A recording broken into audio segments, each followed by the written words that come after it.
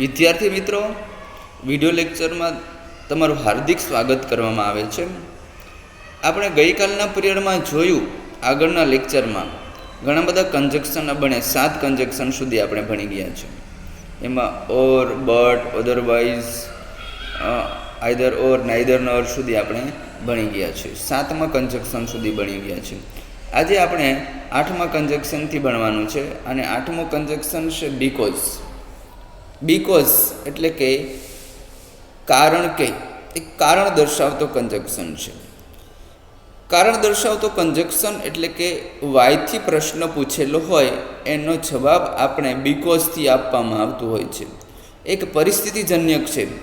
એ પરિસ્થિતિમાં આપણે એ કારણ કેમ, કયા કારણે નથી લખ્યું, કયા કારણે નથી આવી, કયા કારણે તમે લેટ પડ્યા, એ રીતે કારણ બતાવેલું હોય ત્યારે આપણે એનો જવાબ આપી શકીએ. કે કહી શકાય કે વાય આર યુ લેટ, કેમ મોડા પડ્યા? તો જવાબ શું આપે છે? Because I miss the bus, કારણ કે હું બસ મોડો પહોંચી શક્યો.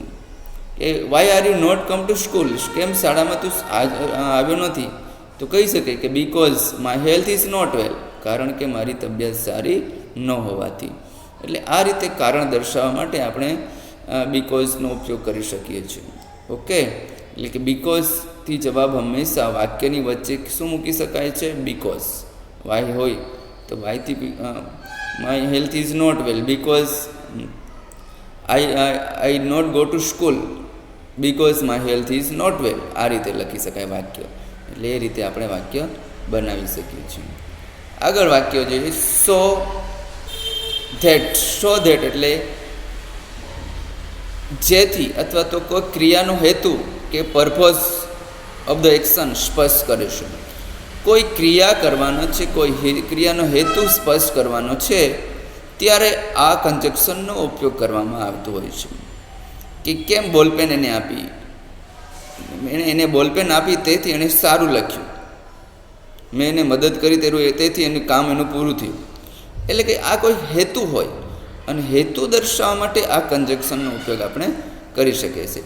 જો એક્ઝામ્પલ છે, I will give a pen so that you can write nicely, મેં એને પેન આપીશ તેથી એ સારી રીતે લખી શકશે. એટલે કે પેન આપવાનો એનો જે હેતુ છે એ લખવા માટે છે. એ રીતે એટલા માટે સો દેટનો ઉપયોગ આપણે કરી શકીએ છીએ. સો દેટ પછી સબ્જેક્ટ કરતા અને મેન વર્બ તરીકે ક્રિયાપદ મૂકવામાં આવતો હોય છે. એક ખાસ યાદ રાખવાનું, સો ધેટ હોય કોઈ એક વાક્ય તો સો અને ધેટ અલગ અલગ રીતે પણ મૂકતા હોય, પણ એ જુદો હોય છે. સો અને ધેટ એ જુદો, એટલે એનો અર્થ એટલે કે થાય છે અને સો ધેટ એટલે કે જેથી થાય છે, એ યાદ રાખો. પછી આગળનો છેલ્લો કન્જક્શન છે ઓર ઇલ્સ. ઓર ઇલ્સ એટલે કે નહીં તો અથવા તો અધરવાઇઝ એનો સમાનાર્થી છે. ઓલ ઇલ્સ એ કોઈ પણ બે સંકલિત બનાવોમાંથી એક બનાવો પસંદ કરતું હોય ત્યારે ઓર ઇલ્સનો ઉપયોગ કરવામાં આવે છે. એટલે કે ઓર ઇલ્સનો કઈ રીતે એનો ઉપયોગ કરવામાં આવે, એ બનાવવાનો ઉપયોગ કઈ રીતે થતું હોય છે તે આપણે જોઈએ. હવે એનો એક્ઝામ્પલ છે કે pay fine or else go to the prison. Pay fine એટલે કે તમે ફાઇન ભરો, ફાઇન એટલે દંડ ભરો, or else go to prison, નહીં તો તમે જેલમાં જાઓ.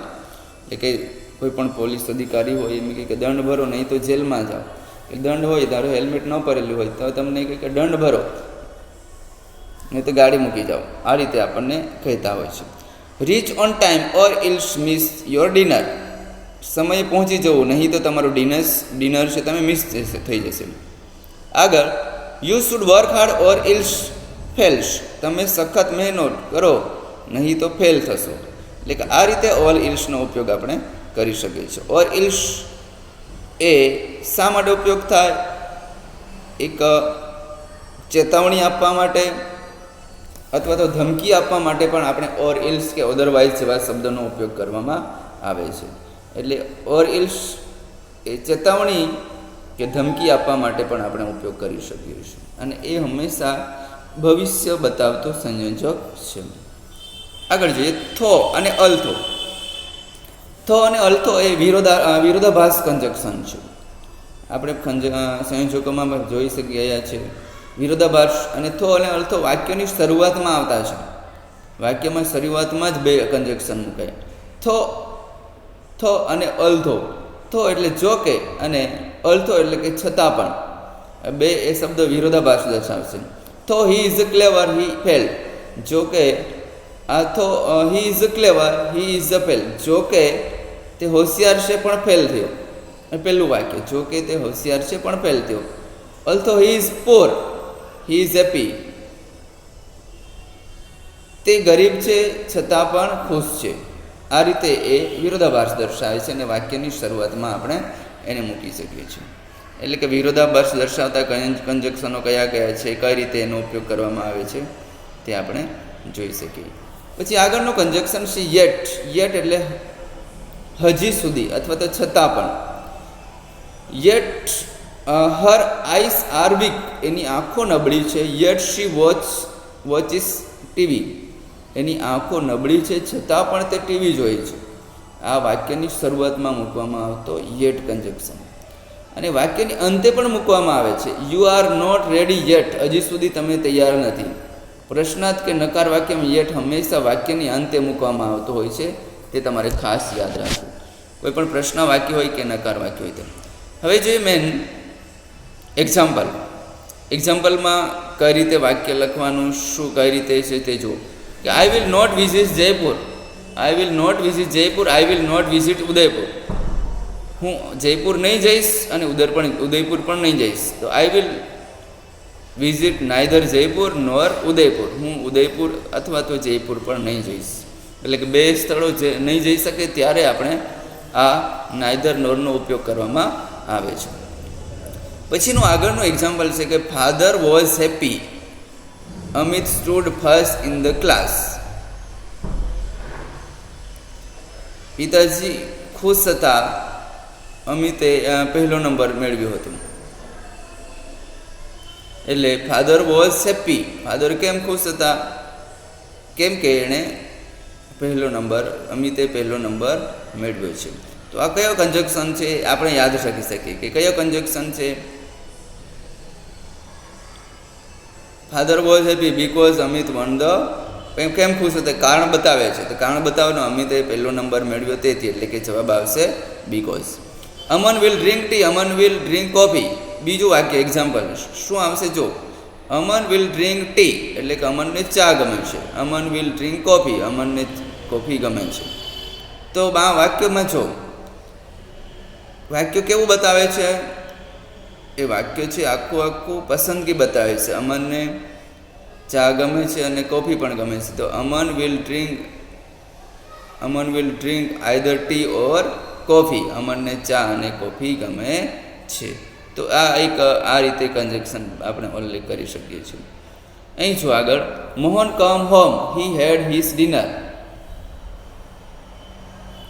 મોહન ઘરે આવ્યો અને એણે ડિનર લીધું. તો and conjunction Mohan and come home and take his dinner એ રીતે આવે છે. Write fast you will not complete the paper. Write fast ઝડપથી લખો. Otherwise you will not complete the paper. નહીં તો તમારું કમ્પ્લીટ પેપર થશે નહીં. તો ચોથા વાક્યમાં અધરવાઇઝ આવશે. આમાં એન્ડ આવશે. આમાં આઈધર ઓર નાઇધર નોરનો ઉપયોગ થાય. I invite Sujal he did not come from the party. મેં સુજલને પાર્ટીમાં ઇન્વાઇટ કર્યો પણ તે પાર્ટીમાં આવી શક્યો નહીં. તો કયો પાંચમો વાક્યમાં શું આવશે?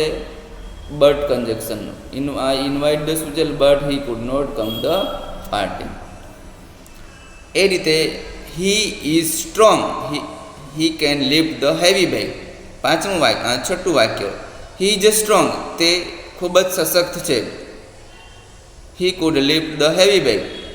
તો એ કયો કંજક્શનનો ઉપયોગ થાય છે? તે બહાદુર છે તેથી એણે ચોરને પકડ્યો. એટલે કે તેથી એટલે કે so. He is strong so he could heavy the bag. એ રીતે ઘણા બધા એક્ઝામ્પલ છે. આપણે અહીં આ એક્ઝામ્પલ તમારે Ratan can not understood Gujarati he can not speak Gujarati. તો આ બે નકાર છે એટલે કે નાઇધર નોરનો ઉપયોગ થાય છે. Ratan can not understand neither Gujarati nor speak Gujarati. આ રીતે આપણે આ વિરોધાભાસ બતાવતો હોય છે. એટલે આ રીતે આપણે સ્ટેપ બાય સ્ટેપ આ કન્જેક્શનો કુલ કેટલા છે એક્ઝામ્પલ તમારે નોટમાં ખૂબ સારા અક્ષરે તમારે લખવું. હું તમારે ગ્રુપમાં પીડીએફ પણ મોકલી આપીશ અને એ ખૂબ સારા અક્ષરે તમારે નોટમાં લખવું. ઓકે, આ વાક્ય જે છે કુલ તમારા હોમવર્કમાં કુલ 37 વાક્ય તમારા નોટબુકમાં લખાઈ જવા છે. હવે પછી આપણે નેક્સ્ટ પીરિયડમાં આપણે મળીશું.